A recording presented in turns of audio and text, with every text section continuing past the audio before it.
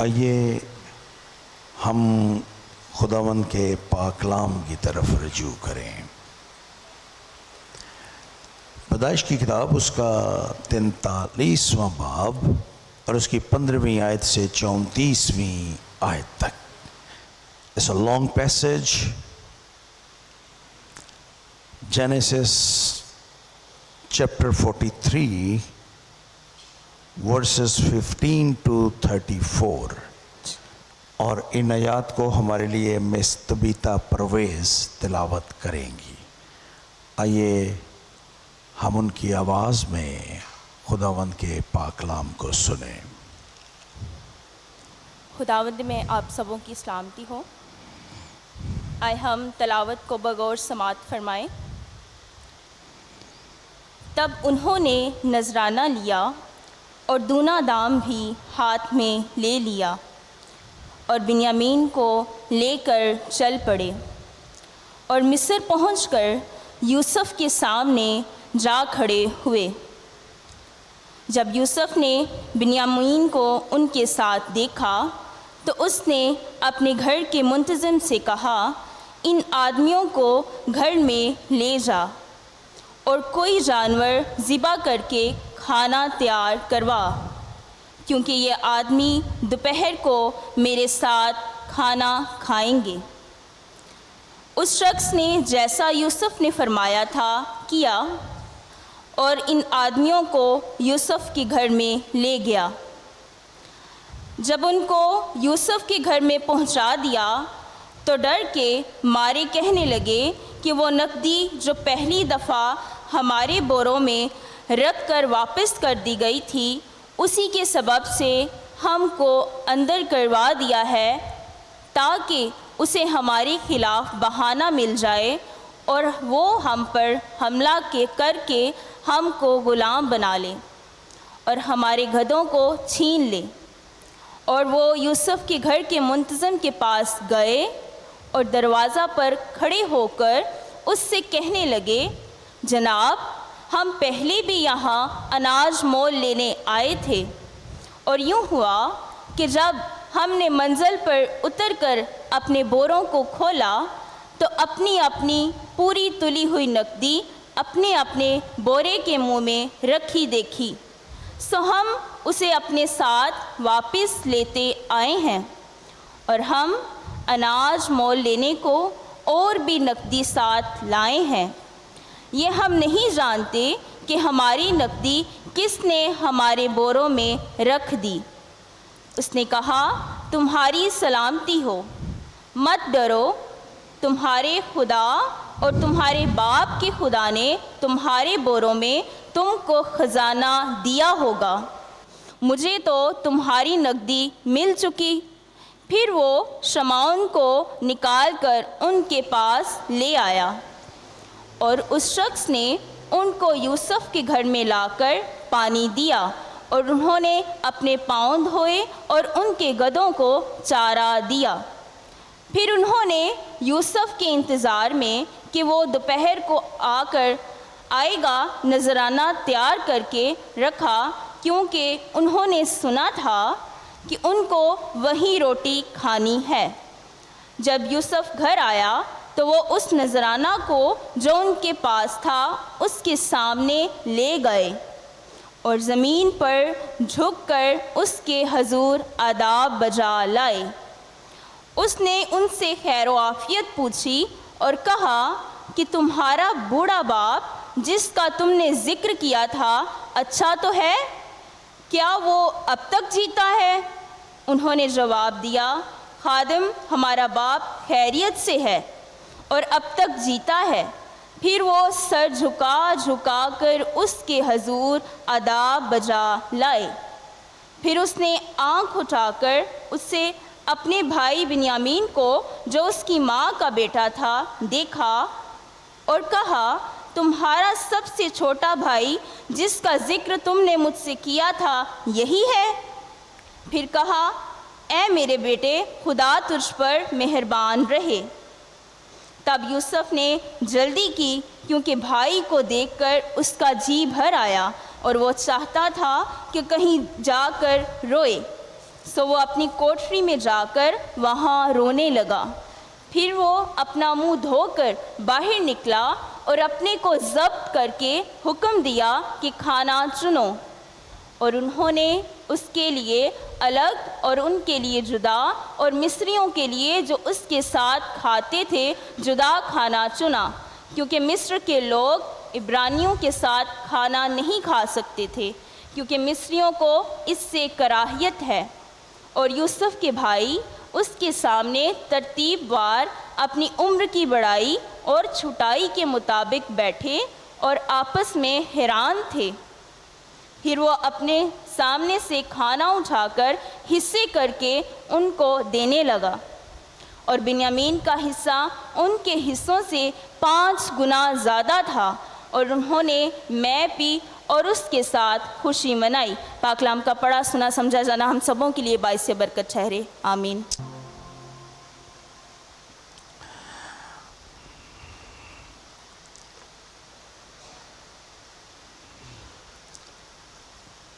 آج جو متن ہمارے سامنے تلاوت کیا گیا اس کا آغاز 10 بھائیوں کے سفر کے ساتھ ہوتا ہے۔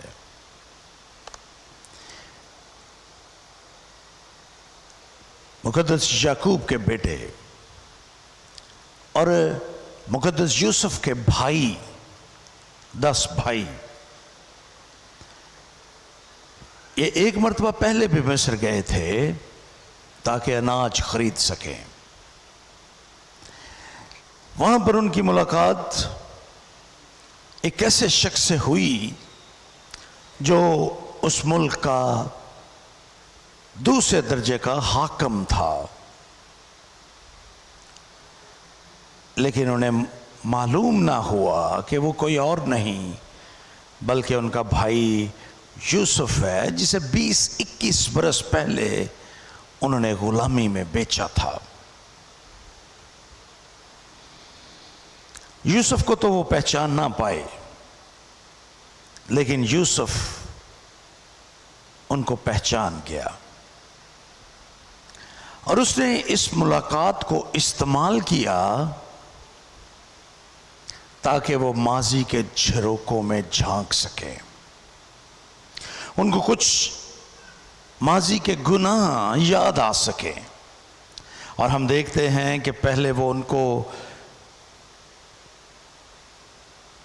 قید کر لیتا ہے اور ان سے کہتا ہے کہ ایک کو بھیجو جا کے وہ بنیامین کو لے کر آئیں، کیونکہ وہ پہلے ان سے یہ پوچھ چکا تھا کہ وہ کتنے بھائی ہیں، اور وہ بتا چکے تھے کہ ان کا ایک بھائی اپنے باپ کے پاس ہے، کہتا ہے کہ اس کو لے کے آؤ۔ میں اور آپ جو بائبل کے طالب علم ہیں وہ اس بات سے بخوبی واقف ہیں کہ بنیامین اور یوسف کا کیا تعلق تھا۔ یہ 12 بیٹے، یعقوب کے 12 بیٹے،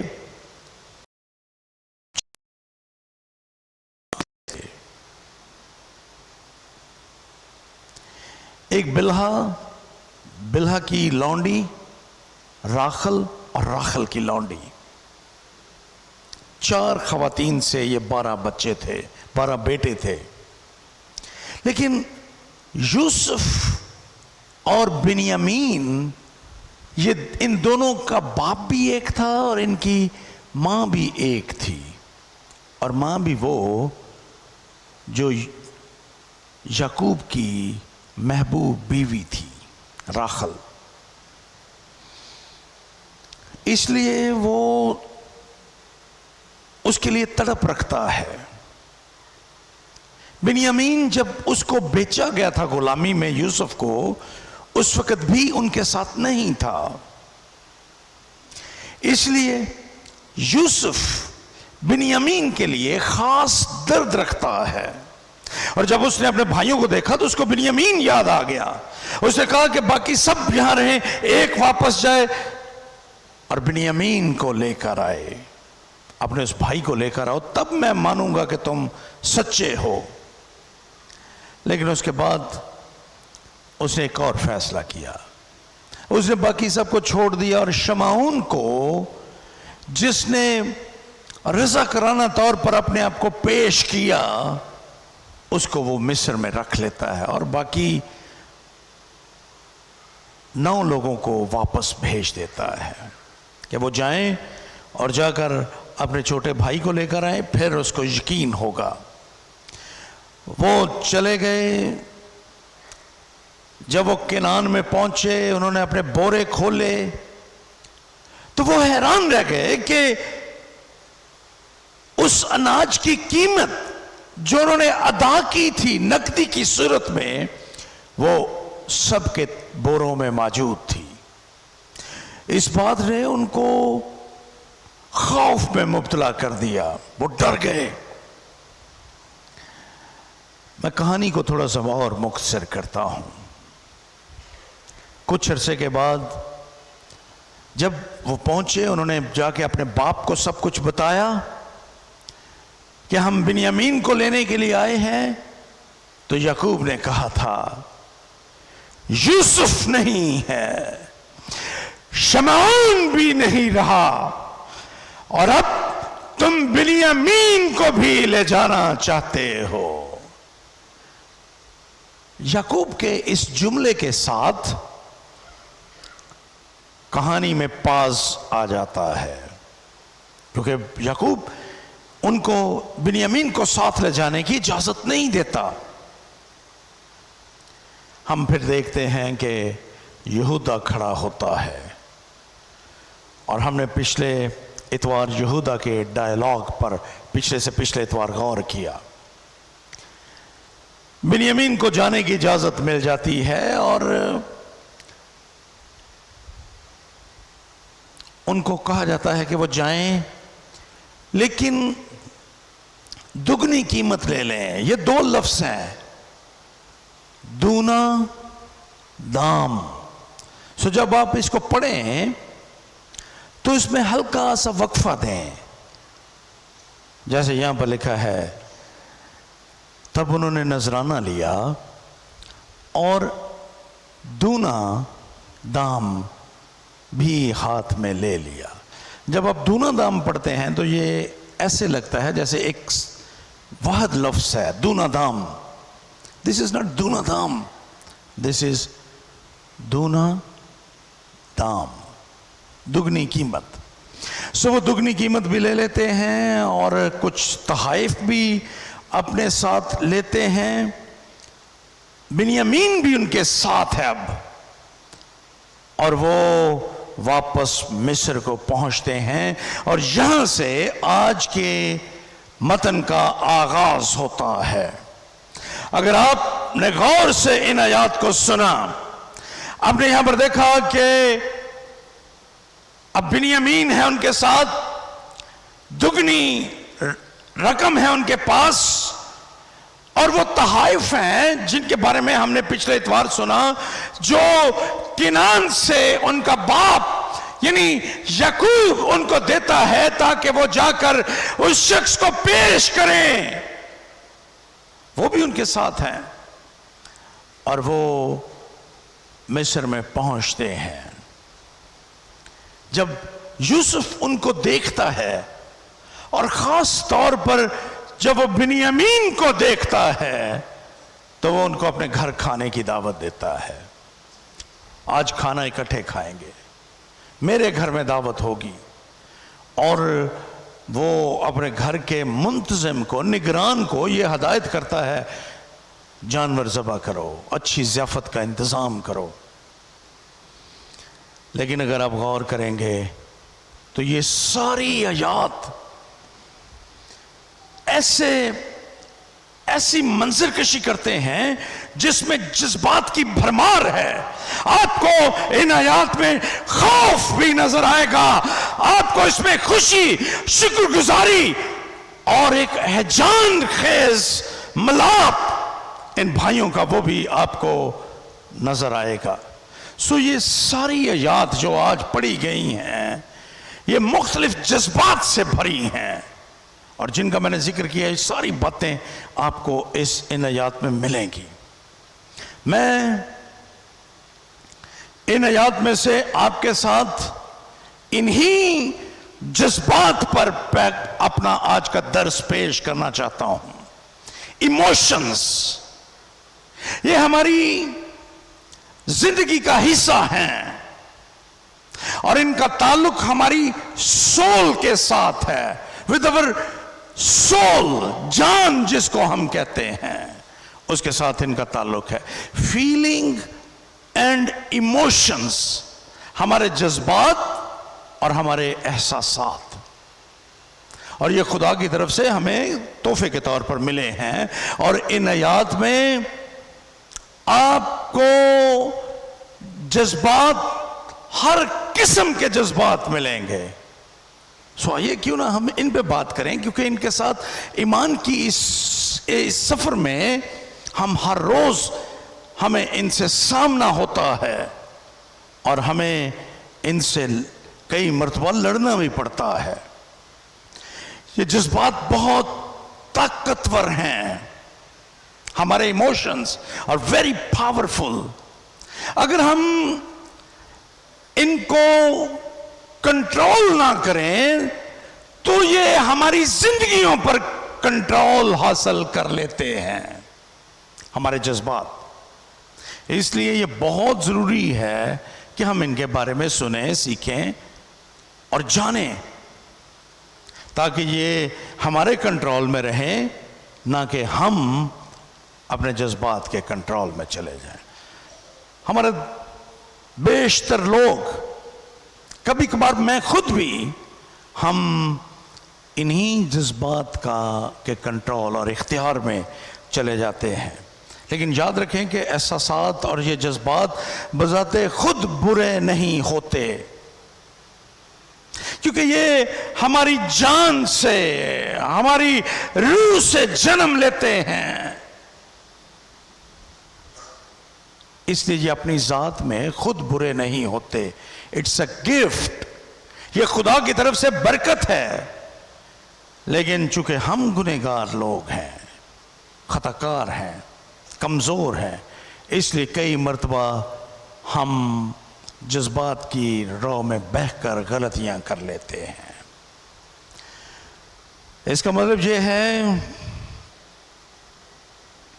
کہ ہمیں اپنے جذبات کو خداوند کے کلام کے مطابق جانچنا سیکھنا ہے، تاکہ ہم ان جذبات اور احساسات کی وجہ سے گمراہ نہ ہو جائیں، کیونکہ اکثر ایسا ہوتا ہے۔ نوجوان بیٹے اور بیٹیاں جذبات کی راہ میں بہہ کر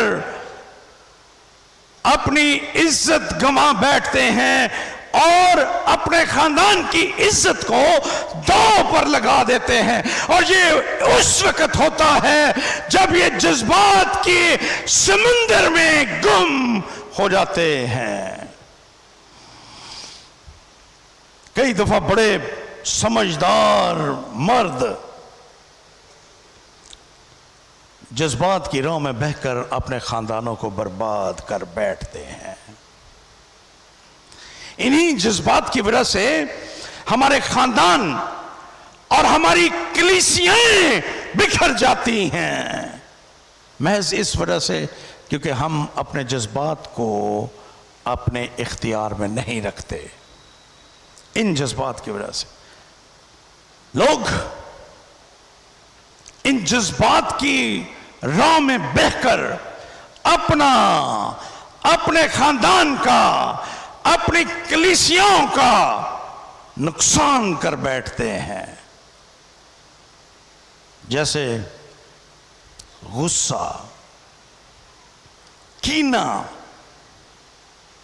یہ جذبات ہیں، ایموشنز ہیں ہمارے، اور جب ہم ان کو قابو میں نہیں رکھتے تو پھر یہ ہم پر اختیار رکھتے ہیں، اور ہم ایسے کام کر گزرتے ہیں جو ہماری زندگیوں کو برباد کر دیتے ہیں۔ آج کے اس اقتباس میں متن میں ہم 12 مردوں کو دیکھتے ہیں. 12 men، 12 مرد ہیں، اور یہ سارے کے سارے ہم ان کو دیکھتے ہیں کہ یہ جذبات کے سمندر میں تیر رہے ہیں. میں آج 3 باتیں آپ کے ساتھ بیان کروں گا ان کے جذبات کے حوالے سے. پہلی بات، میں ان بھائیوں کے خوف کو آپ کے سامنے بیان کرنا چاہتا ہوں. جو بھائی ہیں 10، ان کے دل خوف سے بھرے ہیں.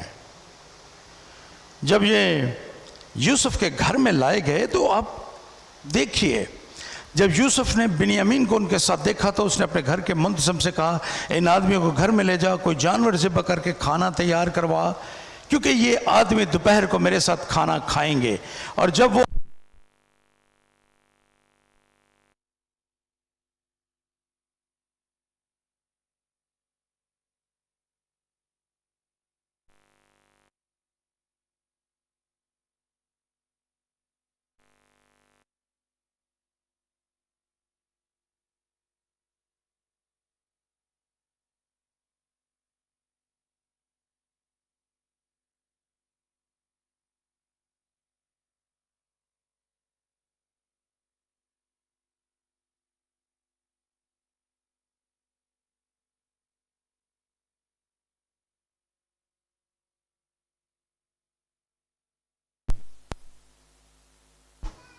ان 10 بھائیوں کے اندر پیدا ہوتا ہے، جو ہی ان کو یوسف کے گھر میں پہنچایا جاتا ہے وہ سمجھتے ہیں کہ آج خاتمہ، آج ہم بچ نہیں پائیں گے.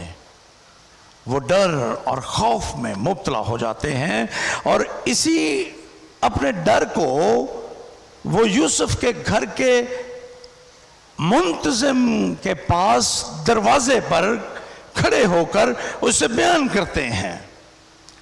19ویں آیت سے، اور یوسف کے گھر کے منتظم کے پاس گئے اور دروازے پر کھڑے ہو کر اس سے کہنے لگے، جناب ہم پہلے بھی یہاں اناج مول لینے آئے تھے، اور یوں ہوا کہ جب ہم نے اپنی منزل پر اتر کر اپنے بوروں کو کھولا تو اپنی پوری تلی ہوئی نقدی اپنے بورے کے منہ میں رکھی دیکھی، سو ہم اسے اپنے ساتھ واپس لیتے آئے ہیں، اور ہم اناج مول لینے کو اور بھی نقدی لائے ہیں. یہ ہم نہیں جانتے کہ ہماری نقدی کس نے ہمارے بوروں میں رکھی تھی. ڈر، خوف ان کے دلوں میں پیدا ہو گیا. اس ایموشن، یہ جذبہ ہے کہ ایموشن ہے ہمارا، ڈر اور خوف. اور یہ بھائی اسی جذبے کے اختیار میں ہیں اس وقت. ڈر اور خوف نے ان کو اپنے اختیار میں لے رکھا ہے، اور وہ گھر کے منتظم کے سامنے اپنا مدعا بیان کرتے ہیں کہ کسی طرح سے کوئی تو ہو جو ہماری طرفداری کر سکے، کوئی تو ہو جو ہمیں اس ملک کے دوسرے درجے کے حاکم کے غصے سے بچا سکے. لیکن وہ ان سے کہتا ہے، تمہاری سلامتی ہو، ڈرو مت ڈرو. تمہارے خدا اور تمہارے باپ کے خدا نے تمہارے بوروں میں تم کو خزانہ دیا ہوگا، مجھے تو تمہاری نقدی مل چکی. پھر وہ شمعون کو نکال کر ان کے پاس لایا. شمعون کو لایا جاتا ہے، اور پھر ایک اور کام ہوتا ہے. ان کو پاؤں دھونے کے لیے پانی فراہم کیا جاتا ہے. اس شخص نے ان کو یوسف کے گھر میں لا کر پانی دیا، اور انہوں نے اپنے پاؤں دھوئے. یہ عزت کی بات تھی کہ ان کو پانی فراہم کیا گیا تاکہ وہ اپنے پاؤں دھو سکیں، اور ان کے جانوروں کو چارہ دیا گیا. وہ سوچ رہے تھے کہ ہمارے گدھے ہم سے چھین لیے جائیں گے، لیکن یہاں پر ان کو بھی چارہ دیا جا رہا ہے، جو اس زمانے میں مہمان نوازی کی ایک بہترین علامت تھی. لیکن اس کے باوجود وہ ڈر رہے تھے۔ 25ویں آیت میں دیکھیں، ان کے دلوں کی دھڑکن تیز ہوتی جا رہی تھی لمحہ بلمحہ۔ دیکھیں پھر انہوں نے یوسف کے انتظار میں کہ وہ دوپہر کو آئے گا نذرانہ تیار کر کے رکھا۔ ڈر، خوف، دل کی دھڑکنیں تیز۔ خیال یہ ہے ان کا کہ جو ہی یوسف آئے گا ہم اس کو یہ نذرانے دیں گے اور تاکہ وہ خوش ہو جائے۔ وہ بہت خوف زدہ ہیں کیونکہ ان کا جرم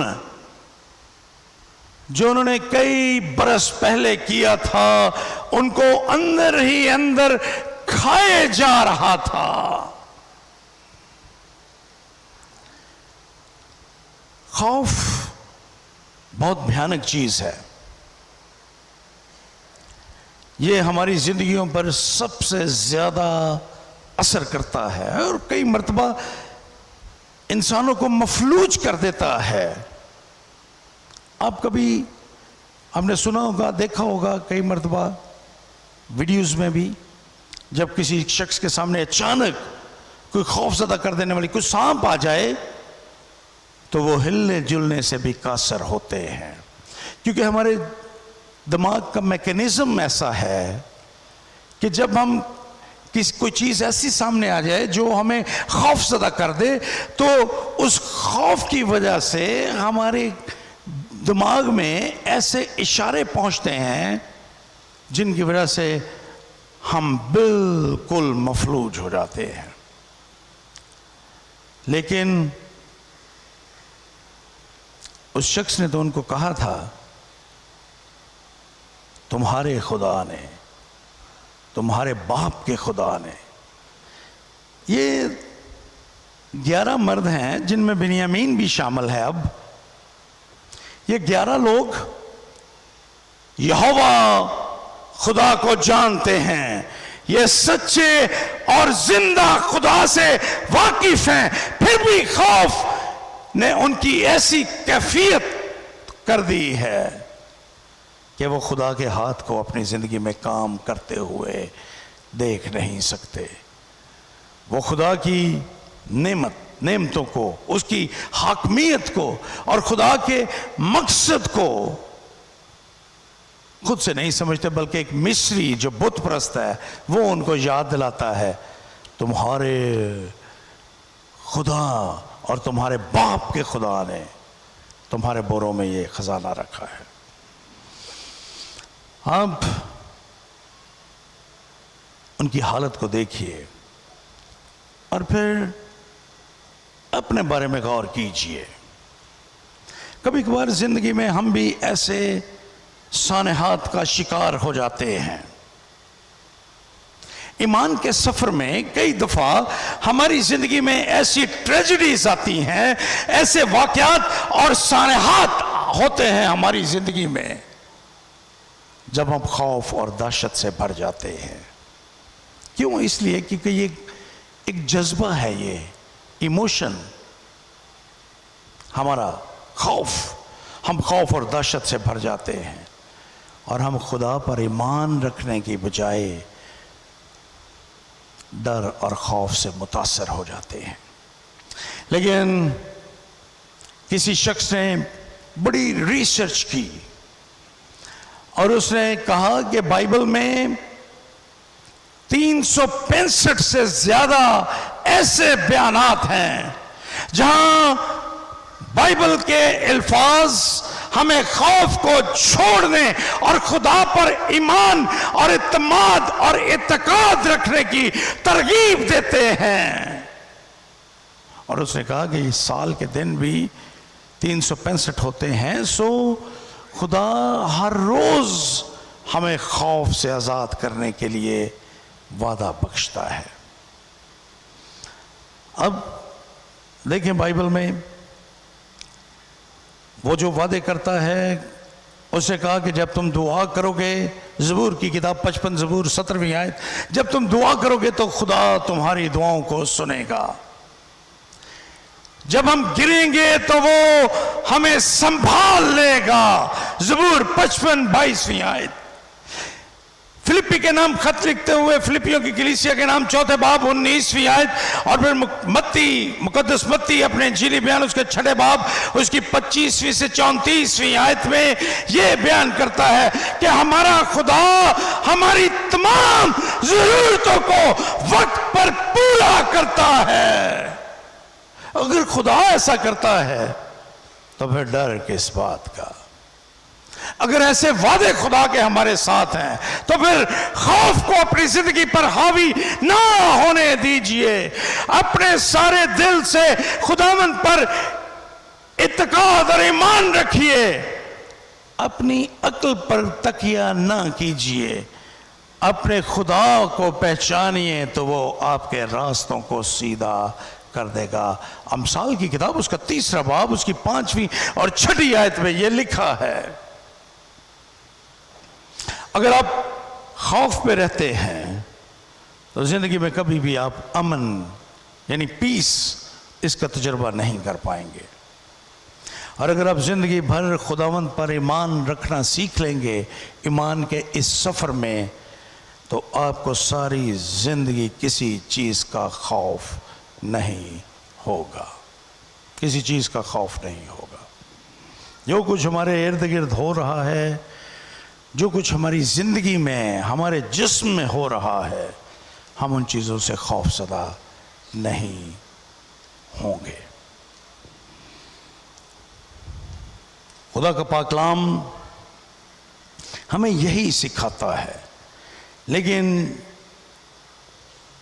خوف سے یہ لوگ، یہ 11 بھائی اور خاص طور پر 10 بھائی، یہ ڈر اور خوف سے بھرے ہیں، کیونکہ یہ جانتے ہیں کہ انہوں نے اپنے بھائی پر ظلم کیا تھا، انہوں نے جھوٹ بولا تھا، اور اب ان کو ایسا لگتا ہے کہ اس کی وجہ سے ہماری سزا کا وقت آ چکا ہے، اس لیے وہ ڈر رہے ہیں۔ لیکن یاد رکھیں کہ وہ اپنے گناہ کو یاد کر رہے ہیں۔ گناہ کی 2 صورتیں ہوتی ہیں، ایک مثبت اور ایک منفی، نیگیٹو اینڈ پازیٹیو۔ گناہ کی جو صحت مند جذبہ ہے گناہ کے بارے میں، وہ ہے احساس گناہ۔ جب ہمارے اندر، جس کو ہم احساس جرم، احساس گناہ یا انگریزی میں گلٹ کہتے ہیں، گلٹی ہونا کسی بات کے بارے میں، احساس جرم ہمارے اندر پیدا ہو، اور جب ہمارے اندر اپنے گناہوں کے بعد احساس جرم پیدا ہوتا ہے تو پھر یہ احساس ہمیں مسیح تک پہنچانے میں ہماری رہنمائی کرتا ہے، اور جب گناہ کا احساس گلٹ ہمارے اندر پیدا ہو تو پھر ہم شرمندگی محسوس نہیں کرتے بلکہ ہم مسیح کی طرف توجہ کرتے ہیں۔ احساس گناہ یہ ایک اچھا جذبہ ہے جو گناہ کی وجہ سے ہمارے اندر پیدا ہوتا ہے، لیکن گناہ کا ایک منفی شیڈ بھی ہے، اور گناہ کا منفی شیڈ یہ ہے کہ ہم گناہوں پر افسوس کرتے رہیں، یہ جانے بغیر کہ ہمارے یسوع مسیح نے جب ہم نے اس کو قبول کیا، اپنی زندگی کا آقا اور مالک اور نجات دہندہ تسلیم کیا، اسی وقت اس نے ہمیں تمام گناہوں سے پاک کر دیا تھا۔ پرانے عہد نامے میں یہ رواج تھا کہ جب کوئی شخص گناہ کرتا تھا اس کو سوختری قربانیوں کی جانب جانا پڑتا تھا، وہ جانور لے کر آتے تھے، ہیکل میں پہنچتے تھے اور اس کو ذبح کر کے مذبح پر رکھتے تھے، لیکن اس سے پہلے گنہگار شخص اس جانور پر اپنے ہاتھ رکھتا تھا اور خیال یہ تھا کہ اس کے گناہ جانور میں منتقل ہو جاتے ہیں اور وہ شخص اپنے گناہوں سے پاک ہو جاتا ہے. لیکن ہمارے خداوند یسوع المسیح نے اس رسم کو، اس قربانی کو موقوف کر دیا ایک قربانی کے وسیلہ سے، اور وہ یسوع کی اپنی قربانی ہے، جس کے بارے میں ہم یہ بیان پڑھتے ہیں کہ خدا نے ہمارے گناہ اس پر لاد دیے. وہ جو بے گناہ تھا میری اور آپ کی خاطر گنہگار بن گیا، اور اس کی راست بازی میری راست بازی بن گئی. اب ہمیں قربانیوں کی ضرورت نہیں، کیونکہ ایک ہی قربانی نے ہمیں تمام گناہوں سے پاک اور صاف کر دیا ہے. اور اگر ہم اس پر ایمان لے آئیں اور یہ ایمان رکھیں کہ اس نے یعنی مسیح نے ہماری جگہ سزا پائی ہے، اگر اور اس کی قربانی کے وسیلہ سے، اس کے خون کے وسیلہ سے ہمارے گناہ معاف ہوتے ہیں، تو پھر گناہ کی سزا کا ڈر اور خوف یہ ہماری زندگی سے جاتا رہے گا. لیکن یہ لوگ ابھی تک اس خوف میں مبتلا ہیں. جب خدا ہمیں بچاتا ہے تو وہ ہمارے گناہوں سے ہمیں آزاد کرتا ہے. ہمارے گناہ اتنی دور پھینکتا ہے جتنی پورب سے پچھم دور ہے، مشرق سے مغرب، ہمیشہ کے لیے ختم کر دیتا ہے. اس لیے خدا ہم سے تقاضا کرتا ہے کہ ہم اپنے آپ کو سزا نہ دیں، اس ڈر میں مبتلا ہو کر ہر وقت کپ کپاتے نہ رہیں. اگر آپ نجات یافتہ ہیں، اگر آپ نے یسوع کو قبول کیا ہے، تو آپ کا ماضی آپ کا مسئلہ نہیں رہا. لیکن یہ لوگ ڈر اور خوف میں مبتلا تھے اپنے اس گناہ کی وجہ سے جو انہوں نے 20-21 برس پہلے کیا تھا. آئیے دوسری بات کی طرف بڑھتے ہیں. اور اب پہلے ہم نے بھائیوں کو دیکھا، وہ خوف میں مبتلا ہیں. آئیے اب یوسف پر غور کریں. یوسف کے جذبات اور احساسات کیا تھے؟ یوسف منظر میں آتا ہے.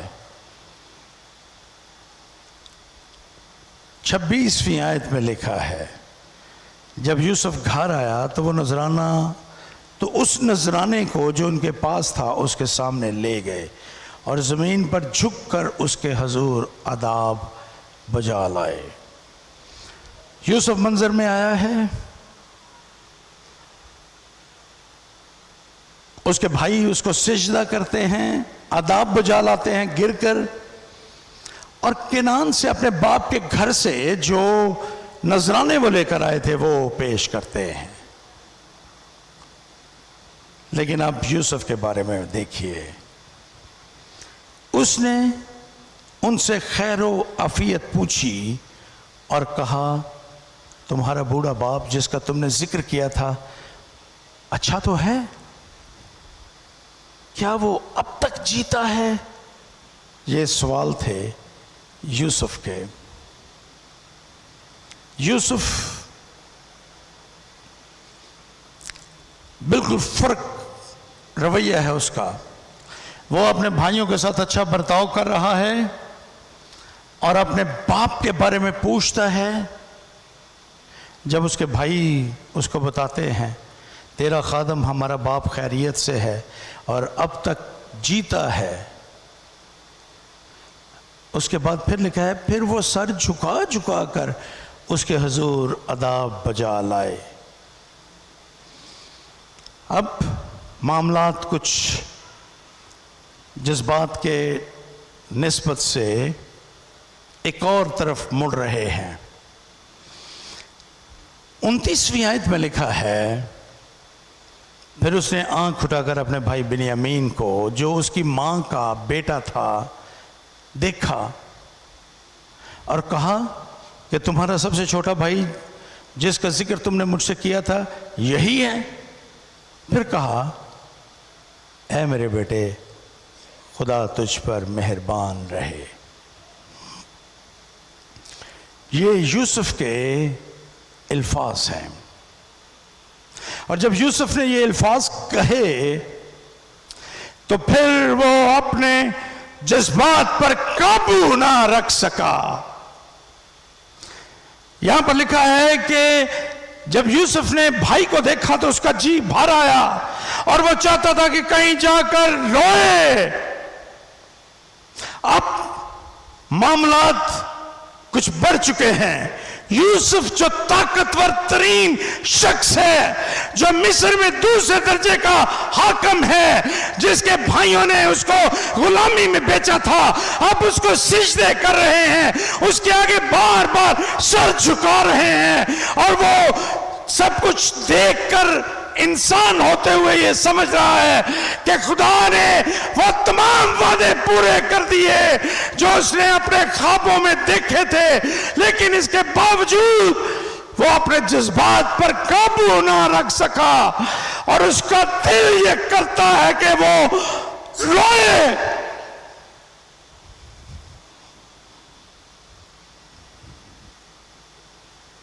مجھے نہیں معلوم کہ میں یوسف کے جذبات کو کیا نام دوں، لیکن ہماری زندگی میں کبھی کبھار ایسے دباؤ، ایسے واقعات آتے ہیں، کبھی خوشی، کبھی خوف، کبھی غصہ،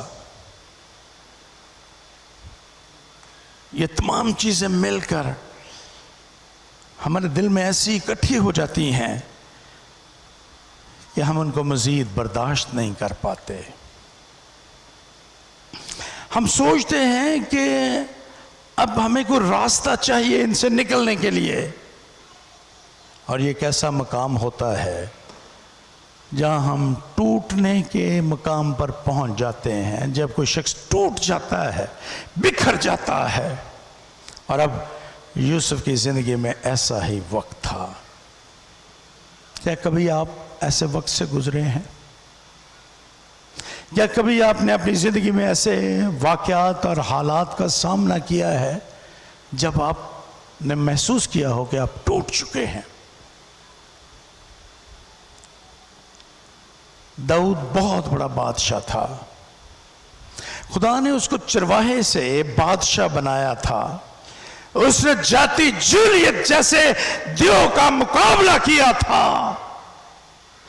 وہ بہت برسوں تک ساؤل کے انتقام کا سامنا بھی کرتا رہا۔ اس نے اس وقت کو بھی دیکھا تھا جب بنی اسرائیل کے زیادہ قبائل نے اس کو بادشاہ قبول کرنے سے انکار کر دیا تھا، اور وہ محض ایک جگہ پر حکومت کرنے کے لیے موجود رہا۔ اس نے بہترین وقت بھی دیکھا تھا جب پورا اسرائیل متحد ہو گیا اس کی قیادت میں، اس کی بادشاہت میں، اس نے وہ وقت بھی دیکھا۔ لیکن اپنے گھروں میں جا کر سیموئیل کی دوسری کتاب اس کا 18واں باب اور اس کی 33ویں آیت کو پڑھیے گا۔ داؤد کے ساتھ کیا ہوا تھا؟ دوسرا سیموئیل 18واں باب اور اس کی 33ویں آیت۔ تب بادشاہ بہت بے چین ہو گیا اور اس کوٹھڑی کی طرف جو پھاٹک کے اوپر تھی روتا ہوا چلا، اور چلتے چلتے یوں کہتا جاتا تھا، ہائے میرے بیٹے ابی سلوم، میرے بیٹے ابی سلوم، کاش میں تیرے بدلے مر جاتا، اے ابی سلوم میرے بیٹے۔ یہ بادشاہ کے الفاظ ہیں داؤد کے۔ وہ اپنے بیٹے ابی سلوم کی موت کے موقع پر ٹوٹ گیا، بکھر گیا، اور ایک بہت بڑا بادشاہ اب دیکھیں کہ وہ کیسے اپنے دکھ کا اظہار کرتا ہے۔ ہم بہت مرتبہ جب کوئی شخص دکھ میں ہو، کوئی خاندان دکھ میں ہو، ہمیں یوں لگتا ہے کہ یہ شاید بچوں کی طرح بلک بلک کر رو رہے ہیں، لیکن درست نہیں ہے۔ یہ رونا، یہ بلکنا اس وقت ہوتا ہے جب ہم ٹوٹ جاتے ہیں، جب ہمیں کوئی اور چیز نظر نہیں آتی، جب ہمارا کوئی پیارا، ہماری جان سے زیادہ عزیز کوئی شخص اس دنیا سے چلا جاتا ہے۔ اب بھی سلم باغی تھا بادشاہ کا، لیکن آپ اندازہ کیجئے کہ وہ کس طرح سے ٹوٹ ٹوٹ کر روتا ہے۔ اب یہ آیت ایک دفعہ پھر گھر جا کے پڑھیے گا، دیکھیے گا کتنی مرتبہ اس نے کہا اے میرے بیٹے، اے میرے بیٹے، اور وہ چلا چلا کر روتا ہوا اس کوٹھڑی کی طرف جو پھاٹک کے اوپر تھی چلا گیا۔ یوسف کا دل چاہتا ہے کہ وہ روئے۔ آپ ایوب کی کتاب پڑھی ہے، جب اس کے بچے، اس کا مال و دولت، صحت، سب کچھ اس نے کھو دیا، کیسے خدا کے سامنے بلک بلک کر ہوتا ہے۔ ایوب کی کتاب اس کا 3 باب، اس کی 3 اور 11ویں آیت پڑھیے گا۔ سیموئیل کی پہلی کتاب اور اس کا 19واں باب ایلیا کے بارے میں بیان کرتا ہے۔ جب کوہ کرمل پر خدا نے ایک بہت بڑا معجزہ کیا، آسمان سے آگ آئی، قربانی کو بھسم کر دیا، ایلیا جیت چکا تھا، لیکن اس جیت کے باوجود اس نے اپنے آپ کو بالکل تنہا پایا، اور وہاں پر لکھا ہے کہ وہ ٹوٹ گیا۔ خدا نے پھر اس کو کریت کے نالے پر بھیج دیا تاکہ وہ وہاں پر رہے اور خدا اس کی نگہداشت کرے۔ اب مقدس موسیٰ کے بارے میں بڑا طاقتور شخص ہے یہ، اس کی زندگی بھری ہوئی ہے ان تمام باتوں سے جو ایک قائد کی زندگی میں ہونی چاہیے، لیکن آپ گنتی کی کتاب اس کا 11واں باب اور اس کی 11ویں آیت سے 15ویں آیت کو پڑھیے۔ من خدا بھیج رہا تھا لوگوں کے لیے، لیکن اب لوگ من کی بجائے گوشت مانگ رہے ہیں، ان کی فرمائشیں پوری نہیں ہوتی۔ اب دیکھیے موسیٰ کیا کہتا ہے۔ تب موسیٰ نے خداوند سے کہا، تو نے اپنے خادم سے یہ سخت برتاؤ کیوں کیا، اور مجھ پر تیرے کرم کی نظر کیوں نہ ہوئی، جو تو نے ان سب لوگوں کا بوجھ مجھ پر ڈالتا ہے؟ کیا یہ سب لوگ میرے پیٹ میں پڑے تھے؟ کیا یہ مجھ ہی سے پیدا ہوئے تھے؟ جو تو مجھے کہتا ہے کہ جس طرح سے باپ دودھ پیتے بچے کو اٹھائے پھرتا ہے، اسی طرح میں ان لوگوں کو اپنی گود میں اٹھا کر اس ملک میں لے جاؤں جس کے دینے کی قسم تو نے ان کے باپ دادا سے کھائی ہے۔ میں ان سب لوگوں کو کہاں سے گوشت لا کے دوں؟ کیونکہ یہ کہہ کر میرے سامنے روتے ہیں، ہم کو گوشت کھانے کو دے۔ میں اکیلا ان سب لوگوں کو نہیں سنبھال سکتا، کیونکہ یہ میری طاقت سے باہر ہیں، اور جو میرے ساتھ یہی برتاؤ کرنا ہے، میرے اوپر اگر تیرے کرم کی نظر ہے تو مجھے یک لہت جان سے مار ڈال۔ موسیٰ طاقتور ترین قائد، ایک حلیم شخص، اس جیسا حلیم کہتے ہیں دنیا میں پیدا نہیں ہوا، موسیٰ جیسا ایک اتنا حلیم آدمی ٹوٹ چکا ہے۔ کہتا ہے خداوند تو مجھے مار دے، ایک ہی لمحے میں مار دے، یہ روز روز کا مرنا مجھے قبول نہیں ہے۔ یہاں پہ لکھا ہے مجھے یکلخت جان سے مار ڈال تاکہ میں اپنی بری گت دیکھنے نہ پاؤں۔ جو لوگ اس کے ساتھ کر رہے تھے اپنے قائد کے ساتھ، وہ میں دیکھ نہ پاؤں۔ موسیٰ ٹوٹ چکا تھا۔ ہماری حالت بھی کئی مرتبہ ایسی ہوتی ہے، ہم سب کچھ کرتے ہیں، اپنا تن من اور دھن قربان کر دیتے ہیں، لیکن اس کے باوجود خواہشات پوری نہیں ہوتی اور انسان ٹوٹ جاتا ہے۔ اگر کبھی آپ حالات سے دب جائیں، جب آپ کا کوئی پیارا شخص آپ کے ہاتھوں میں موت کے منہ میں چلا جائے، جب آپ کی بیماری ایک بدنما حقیقت بن کر آپ کی زندگی میں ظاہر ہو، جب آپ کا دل ٹوٹ جائے، ایسے موقع پر دب جانا، مغلوب ہو جانا اپنے ایموشن سے، یہ بہت آسان ہوتا ہے۔ لیکن خداوند کا شکر ادا کرتے ہیں جو ہماری اس حالت کو بھی پورے طور پر سمجھتا ہے۔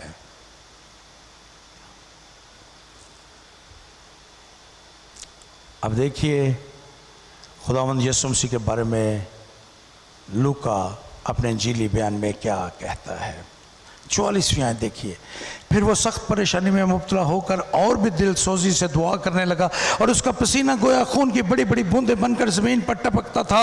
اور 43ویں آیت میں لکھا ہے، اور آسمان سے ایک فرشتہ اس کو دکھائی دیا، وہ اسے تقویت دیتا تھا۔ God knows your tears۔ خدا آپ کے آنسوؤں سے واقف ہے۔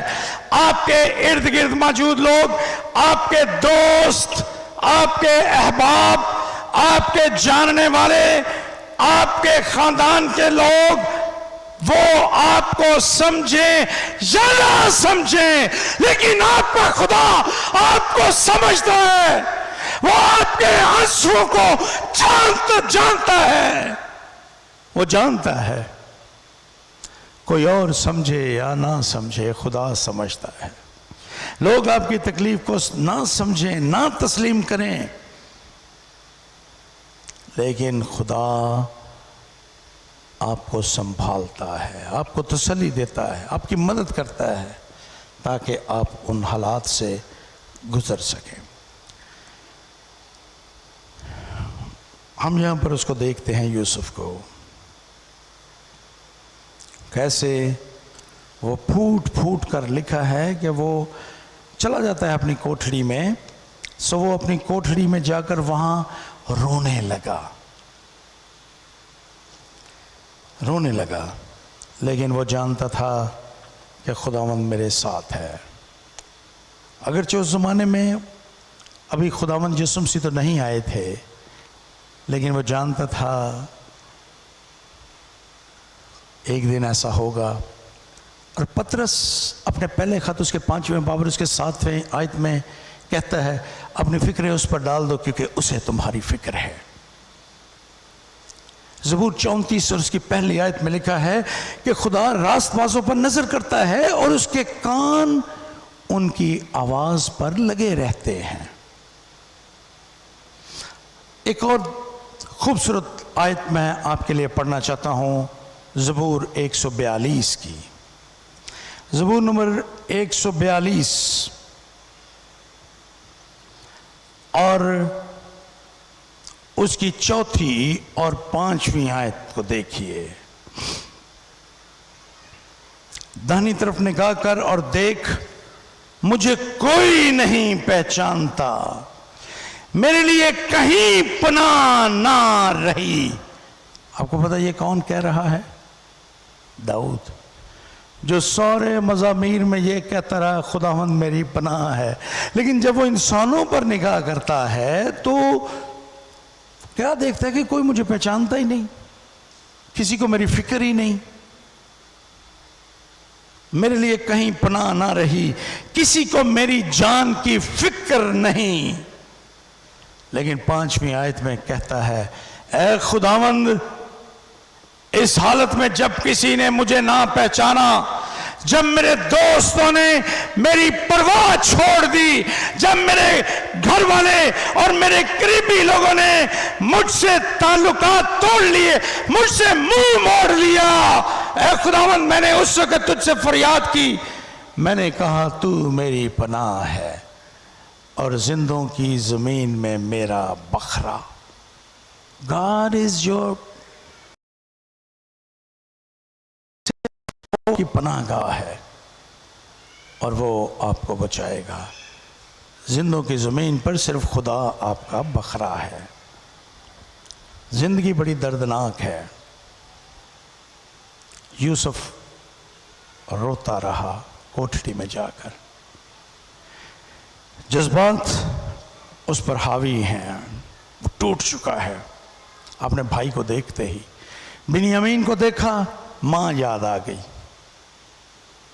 وہ ماں جس نے بڑی دعاؤں سے یوسف کو حاصل کیا تھا، وہ ماں جس کی زندگی میں یوسف کی وجہ سے عزت اور احترام بڑھا تھا، وہ ماں جو یروشلم کے قریب سے گزرتے ہوئے بنیامین کی پیدائش کے موقع پر مر گئی اور اپنے بیٹے کو نام دیا بن اونی، میرے درد کا بیٹا. وہ ماں،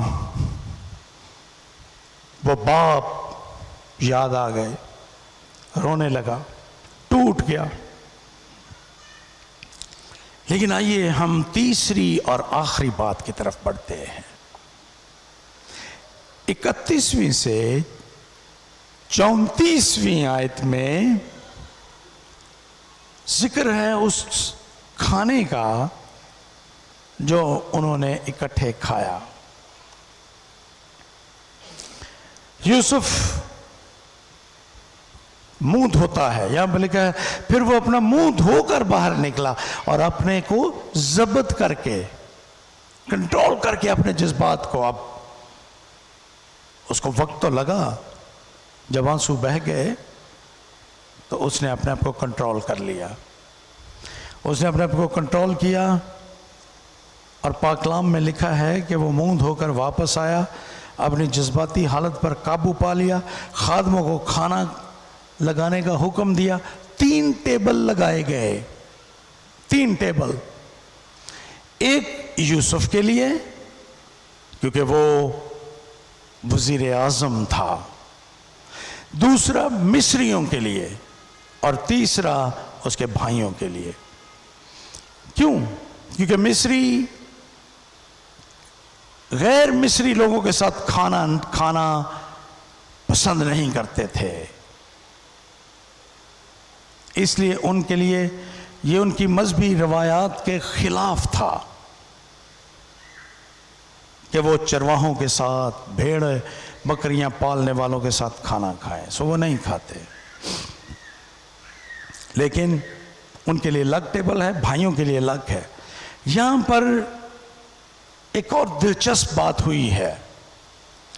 جب انہوں نے دیکھا، یوسف کے بھائیوں نے، جب وہ بیٹھے دسترخوان پر، تو انہوں نے دیکھا کہ جس بندے نے ان کو بٹھایا ہے، منتظم نے، اس نے ان کی عمر کے اعتبار سے، یعنی جو بڑا ہے وہ پہلے بیٹھا ہے، روبن سب سے پہلے بیٹھا ہے، اور سب سے آخر میں لائن کے دوسری طرف بنیامین بیٹھا ہے. سو بڑے چھوٹے کی ترتیب کے ساتھ ان کو بٹھایا گیا. اب وہ بھائی بڑے تھوڑے سے پریشان ہوتے ہیں. یہاں پر لکھا ہے یوسف کے بھائی اس کے سامنے ترتیب وار اپنی عمر کی بڑائی اور چھٹائی کے مطابق بیٹھے اور آپس میں حیران تھے کہ ان کو کیسے پتہ چلا کہ کون بڑا ہے کون چھوٹا ہے، کیسے ہوا. میتھمیٹکس کے ایک استاد نے اس آیت کا تجزیہ کیا ہے، بڑا زبردست. اس نے کہا ہے کہ اگر 11 افراد ہوں اور ان کو کسی جگہ پر بٹھایا جائے تو 3 کروڑ 99 لاکھ 17,000 پوزیشنز بنائی جا سکتی ہیں. آپ اندازہ کیجئے 11 لوگوں کے لیے اگر بٹھانے کا انتظام کریں تو 3 کروڑ 99 لاکھ 17,000 پوزیشنز ہیں جن میں ان کو عدلی بدلی کیا جا سکتا ہے، لیکن یہاں پر ایسا نہیں تھا۔ یہاں پر وہ اپنی ترتیب کے ساتھ بیٹھے تھے، اور یہ ایک اشارہ تھا بھائیوں کے لیے۔ کیا اشارہ تھا؟ کہ کوئی جانتا ہے، یہاں پہ کوئی ہے جس کو پتا ہے کہ کون بڑا ہے اور کون چھوٹا ہے۔ یوسف ان کو سگنلز دے رہا تھا، اشارہ دے رہا تھا کہ وہ جان لیں کہ یہاں پر کوئی ہے جو جانتا ہے سب کچھ ان کے بارے میں۔ بہرحال کھانا پیش کیا جاتا ہے۔ یوسف اپنی میز سے اٹھ کر ان کے پاس آ جاتا ہے۔ یہاں پر لکھا ہے پھر وہ اپنے سامنے سے کھانا اٹھا کر حصے کر کے ان کو دینے لگا، خود بانٹنے لگا، اور اس نے سب بھائیوں کو دیا، لیکن بنیامین کو کتنا ملا؟ 5 گنا زیادہ۔ یہ ایک اور اشارہ تھا، دوسرا اشارہ، کہ وہاں پر کوئی ہے جو بنیامین سے زیادہ پیار کر رہا ہے۔ یہاں پر کوئی ہے جس کو بنیامین کا پتہ ہے۔ یہاں پر کوئی ایسا شخص ہے جس کا بنیامین کے ساتھ کوئی جذباتی تعلق ہے۔ یہاں پر کوئی ہے۔ یہ دوسرا اشارہ تھا جو یوسف نے ان کو دیا۔ اب اس میز پر یعقوب کے 12 بیٹے اکٹھے بیٹھے ہیں۔ اٹس اے بیوٹیفل سین، منظر ہے خوبصورت۔ یہ 12 بیٹے اکٹھے بیٹھے ہیں، اور اب یہ خوشی کی حالت میں ہیں۔ ان کا ڈر اور خوف جاتا رہا ہے، اور اب وہ خوشی محسوس کر رہے ہیں، کیونکہ یوسف اگرچہ وہ اس کو پہچانے نہیں ہیں ابھی تک، لیکن وہ خود ان میں خوشیاں بانٹ رہا ہے۔ وہ اس کے مجرم تھے، لیکن وہ ان میں خوشی بانٹ رہا ہے۔ اس نے کیوں ایسا کیا؟ کیونکہ اس نے اپنے جذبات پر کو ضبط کیا تھا، اپنے غصے کو، اپنے کینے کو، اپنی دشمنی کو اس نے نکال باہر کیا اپنے دل سے۔ اور اس کے بھائی جنہوں نے اس کی جوانی ضائع کر دی تھی اپنی طرف سے، خود بھی وہ جیل میں رہا تھا کئی برسوں تک، لیکن وہ ان کے ساتھ خوش ہے اور ان کے ساتھ خوشیاں بانٹ رہا ہے۔ یہ ایک اچھا احساس ہے، ایک اچھا جذبہ ہے، ایموشن ہے۔ اور خدا ہمیں یہی سکھاتا ہے۔ خدا ہمیں سکھاتا ہے کہ ہم خوش رہیں اور خوشی اور بھلائی کو ایک دوسرے کے لیے رہیں۔ خدا ان کے پاک کلام میں لکھا ہے، خوش دل ہمیشہ مفید ہوتا ہے، شکستہ دل اور روح ہڈیوں کو، جس میں غصہ بھرا ہو وہ ہڈیوں کو خشک کر دیتا ہے۔